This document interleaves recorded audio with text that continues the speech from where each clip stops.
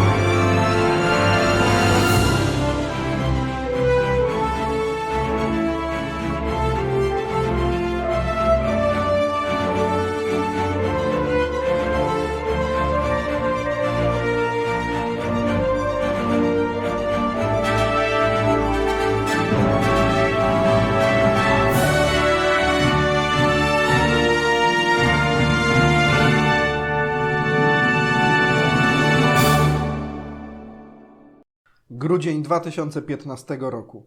Obrończyni tytułu Łotyszka Zoja Golubiewa rezygnuje z gry w meczu o Mistrzostwo Świata. Taka kolej rzeczy sprawia, że na przełomie roku jej miejsce zajmuje brązowa medalistka czempionatu globu z Wuhan Olga Kamyszlejewa. Urodzona w 1973 roku Białorusinka wyemigrowała w 1996 roku do Holandii, której barwy obecnie reprezentuje. Olga w 2003 roku zdobyła tytuł mistrzyni świata w turnieju rozgrywanym w Zoutelande na jej holenderskiej ziemi. Zapraszam na materiał z historycznego meczu o Mistrzostwo Świata Kobiet, rozegranego na początku września 2016 roku w malowniczym polskim Karpaczu. Komentuje sama Natalia Sadowska.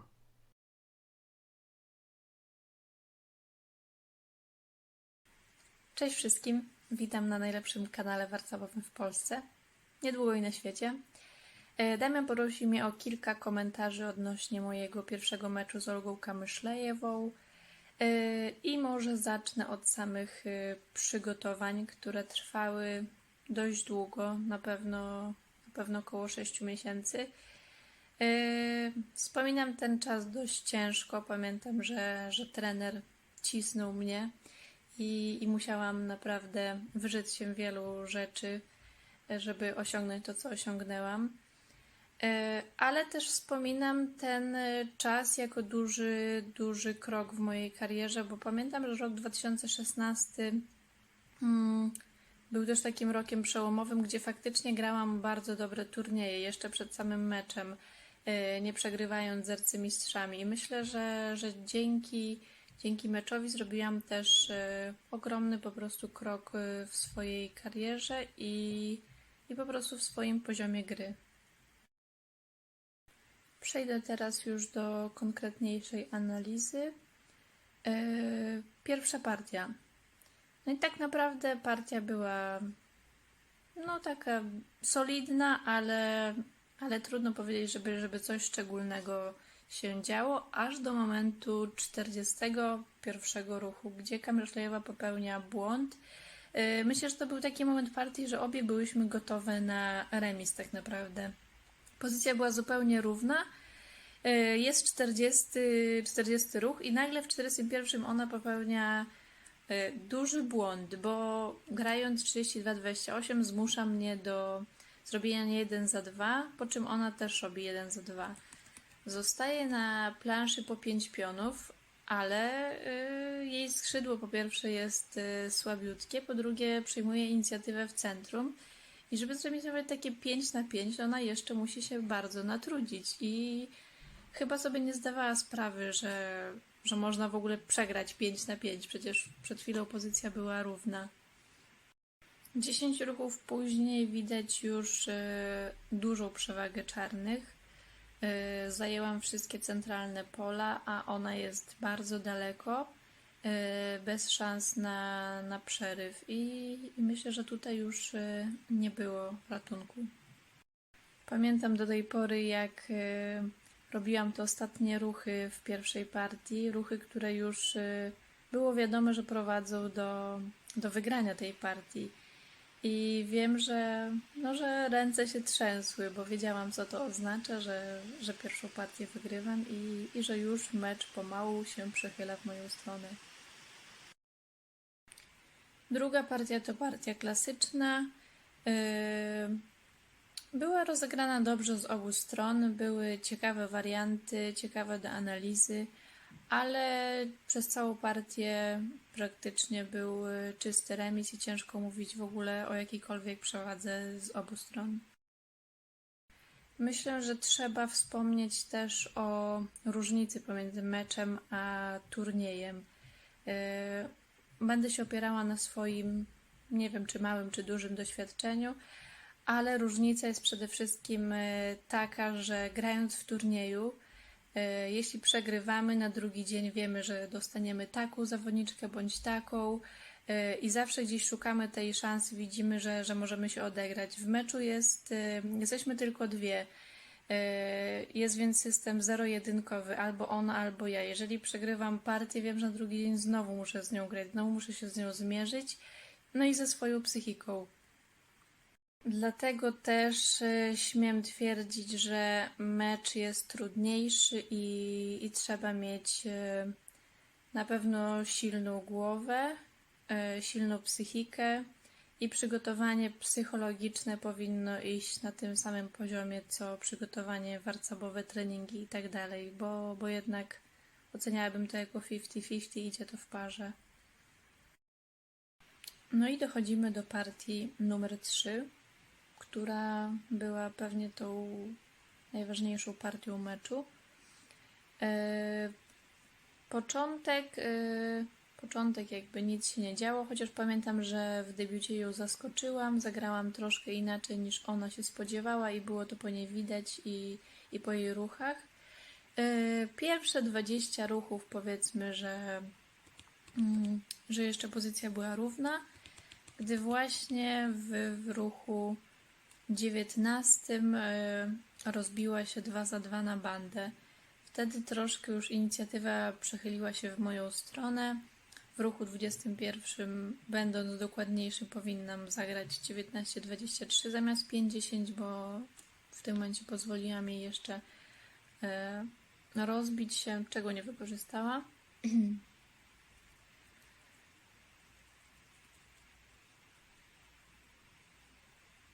W ruchu 26 widać już moją ewidentną przewagę.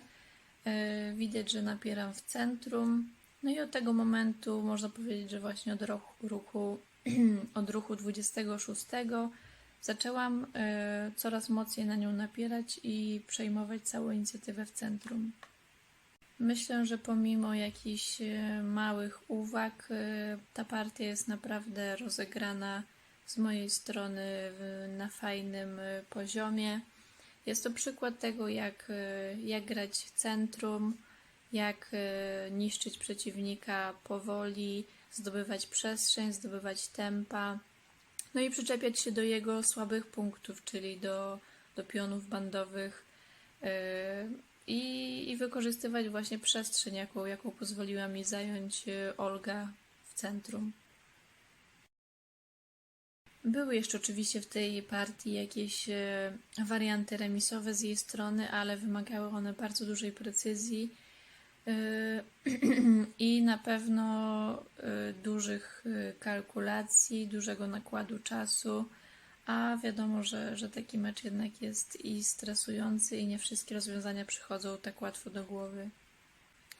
Pamiętam, że będąc przy ruchu 51, Długo tutaj obliczałam wszystkie warianty, sprawdzałam po kilka razy, czy na pewno czegoś się nie omyliłam, czy wiedziałam, że pozycja jest wygrana i że tylko trzeba partię dokończyć, ale zawsze chyba najciężej jest wygrać właśnie te wygrane partie, które jeszcze są tak bardzo znaczące.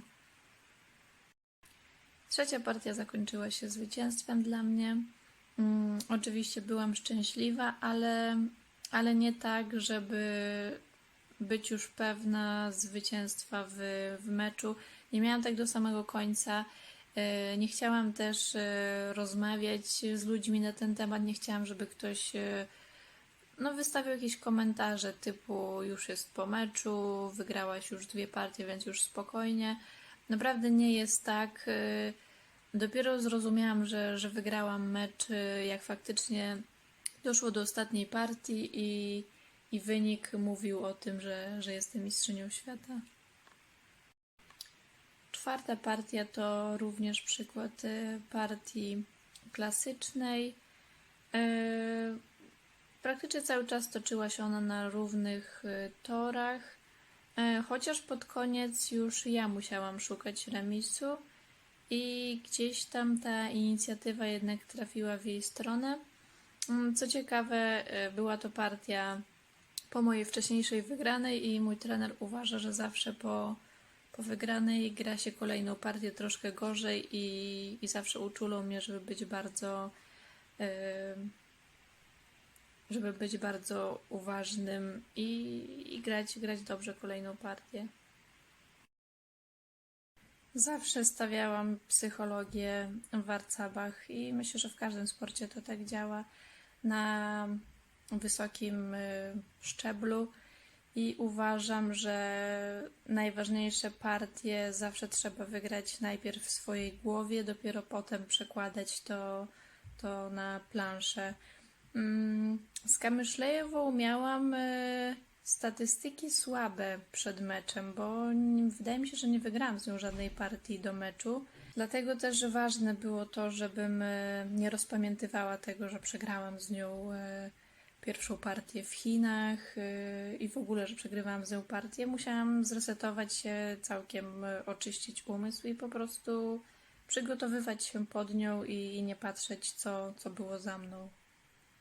Cały czas miałam takie myśli, a co jeżeli przegram 2 partie z rzędu, jak będę się zachowywać po porażce, jaki będzie mój nastrój, czy będę na wszystkich wokół krzyczeć. Jestem z reguły i opanowana, i wybuchowa, więc różnie to ze mną bywa. Na szczęście mój trener wie, jak sobie ze mną radzić. Jest człowiekiem bardzo spokojnym, ale jak potrzeba, to jest i ostry. Dlatego najważniejsze jest, jeżeli przegramy w takim meczu, żeby jak najszybciej o tym zapomnieć, godzinę się podenerwować na siebie, wyciągnąć wnioski, przeanalizować tą partię, dlaczego przegrałam i tak dalej, i na drugi dzień z czystą głową podchodzić do nowej partii.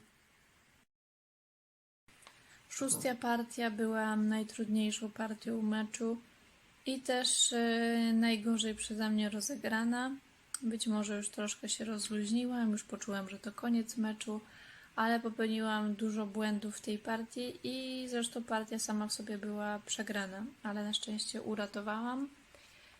Pierwszy błąd można powiedzieć, że popełniłam w 13 ruchu. Oczywiście należało bić 28-17, pozwolić jej rozbić pozycję i dalej zajmować centrum, ale wtedy miałam jakąś inną wizję na tę pozycję. Drugi poważny błąd to ruch 25, kiedy zagrałam 31-27. Oczywiście należało grać 42-37. Musiała wbić by się na klina i wtedy robię 2 za 2 i pozycja jest zupełnie równa i czysta. Grając swój wariant 31-27 pozwoliłam jej rozbić się 2 za 2, po czym zająć skrzydło. Jak wiemy, w rogatce, jeżeli gramy przeciwko rogatce, musimy mieć kontrolę nad drugim skrzydłem. W tym momencie ja nie mam kontroli nad żadnym skrzydłem, więc zdecydowanie inicjatywa jest po jej stronie.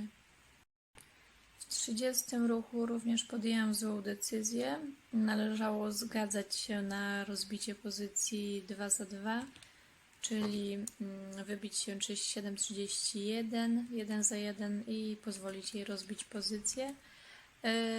No troszkę jest gorzej dla mnie, na pewno. Pionek na 22 nie wygląda zbyt optymistycznie, muszę cały czas bronić go, ale mimo wszystko było to lepsze rozwiązanie niż te, które przyjęłam w partii. W partii postanowiłam zrobić żertwę, która okazała się słaba.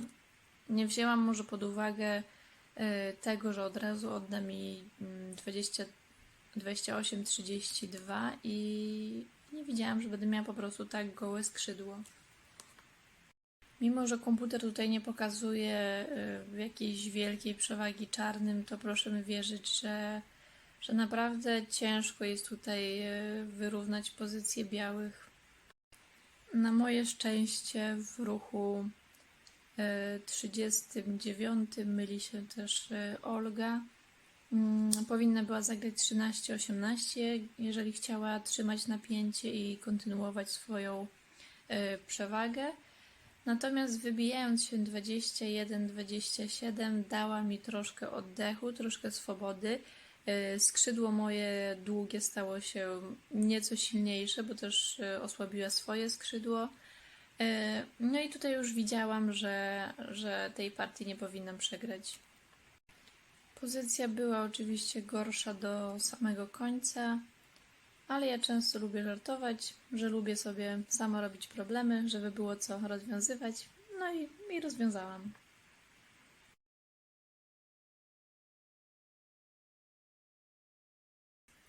Nie wiem, czy wiele osób tak ma, ale ja tak mam, że jak staję w życiu przed jakąś szansą, w tym przypadku o granie meczu o tytuł Mistrzyni Świata, czyli mam w głowie to, że za kilka miesięcy mogę zostać mistrzynią świata, to sobie po prostu mówię, no nie możesz tego spieprzyć.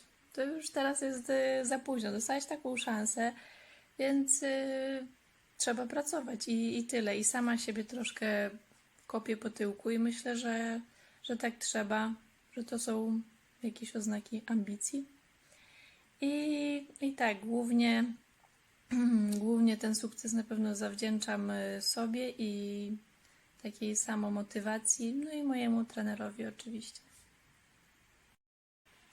7. i zarazem ostatnia partia meczu, ostatnia na długi czas. Początek był dobry, debiut był dobry dla mnie, ale w ruchu 17 popełniam pierwszy błąd, który potem dość długo ciągnął się za mną. Zagrałam 7-11. Teraz mogę wszystkim się przyznać, że zagrałam na prostą fraszkę. Nie może grać 42-37, gdyż gram 22-28. Bicie i przeprowadzam prostą kombinację. Chyba już tutaj wyszła moja niecierpliwość. Bycie niecierpliwym. No i chciałam pewnie szybko zakończyć ten mecz, a jednak 7-11 nie był ruchem dobrym pozycyjnie. Należało... Myślę, że najprostszym rozwiązaniem było wstawienie klina 22-27. Ona też by wstawiła klina. Można raz zaatakować, wymienić 1 za 1 i pozycja jest czysta, nawet z lekką moją inicjatywą. Nic tutaj już się nie może zadziać, nijak nie może mi zagrozić. No ale ja wolałam stworzyć sobie problemy. No i tak, ja już przeszłam do ruchu 23. Pozycja teoretycznie jest równa, ale jest ona dość niekomfortowa dla mnie, gdyż gram pod jej dyktando. Ona nie ma słabości, nie ma piona 35, a ja mam piona 16 i to jest niby detal, ale tak naprawdę ten detal cały czas ciążył nad moją pozycją. Ona mogła ładnie wszystko budować, a ja musiałam uważać ciągle na związania, na ewentualne rogatki i tak dalej. Ale Olga też popełnia błąd. W ruchu 32 zagrywa 44-40. Pozbywa się ważnej kolumny 33, 39, 44 i w tym momencie ja już mam szansę na lekkie przejęcie inicjatywy. W ruchu 34, 33 biorę ją w kleszcze i troszkę tutaj mam na pewno lepszą pozycję.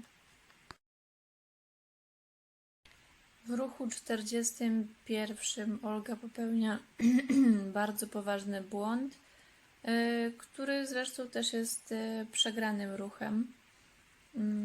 Zobaczmy kilka ruchów dalej. 43 ruch to już jest skazanie na porażkę i w ruchu powiedzmy 46 możemy zobaczyć, że moja pozycja jest totalnie wygrana. Na kilka sposobów, kilka wariantów ja jeszcze potrafiłam ją zremisować, a to tylko oznacza, że głowa nie wytrzymała. W ruchu 59 popełniam kluczowy błąd. Zapominam o tym, że może złapać mi damkę. Należało po prostu iść 31-36 do drugiej damki z pionem zysku. Zrobiłabym 4 damki i końcówka oczywiście wygrana. A tak pozwoliłam sobie złapać damkę i 3-1 niestety nie zdążę zbudować żadnej etiudy. No i trzeba grać dalej.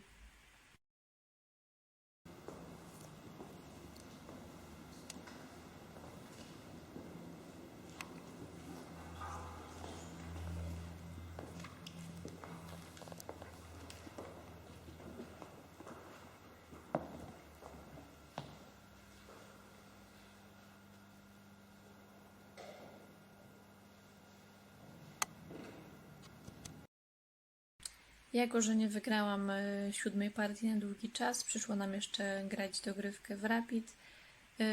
Przy remisie zostaję już mistrzynią świata, ale wiadomo, że najgorzej się gra te partie, kiedy wystarcza niby tylko remis. W Rapidzie miałam, można powiedzieć, że cały czas przewagę, inicjatywę, zagrałam aktywnie, miałam centrum. No i szybko przechodząc do końcówki w ruchu 49 widać, że mam dużą przewagę, mam przewagę 3 pionów. Pozycja jest prawdopodobnie wygrana i tak w ruchu 51 Olga atakuje 46-28. Ja mam 2 możliwości wygrania pozycji, ale oczywiście nie widzę, bo moja głowa jest zafiksowana tylko, że wystarczy mi remis i po co wygrywać.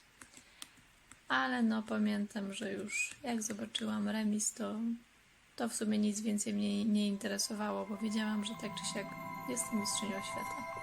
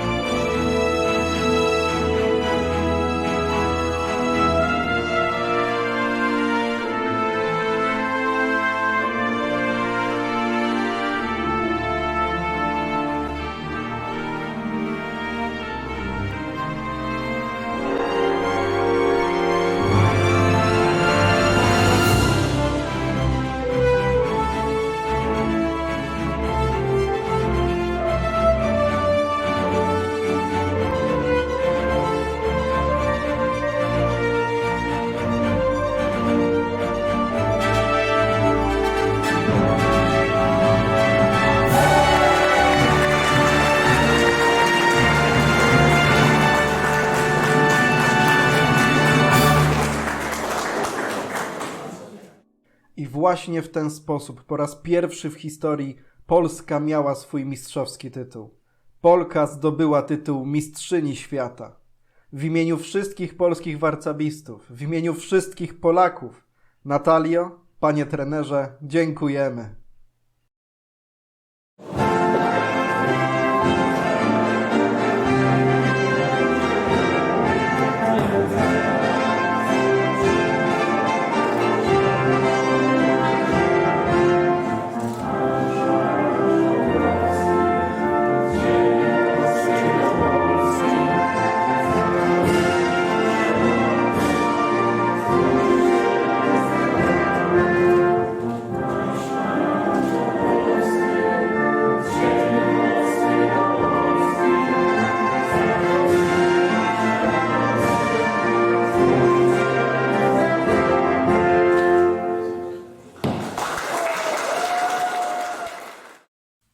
I tak oto dotrwaliśmy do końca analiz i do końca mojego meczu.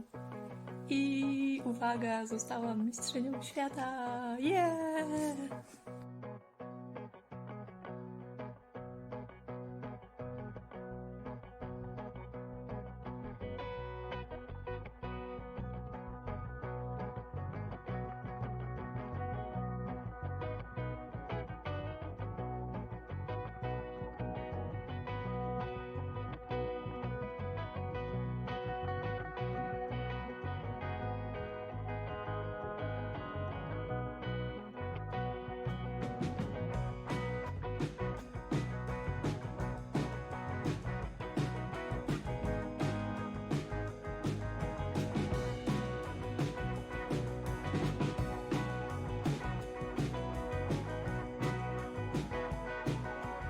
W tym filmie wykorzystano materiały należące do Jacka Pawlickiego, któremu dziękuję za nieocenioną pomoc merytoryczną przy tworzeniu odcinków. Na stronie Jacka daminator.eu, do której link jest w opisie, znajdziecie dostępne bezpłatnie elektroniczne numery polskich warcabów, których fragmenty i analizy cytuję w odcinkach. A poza publikacjami, ogromem ciekawych warcabowych treści i statystyk, na Daminatorze zakupicie również najlepsze warcabowe książki. Gorąco polecam.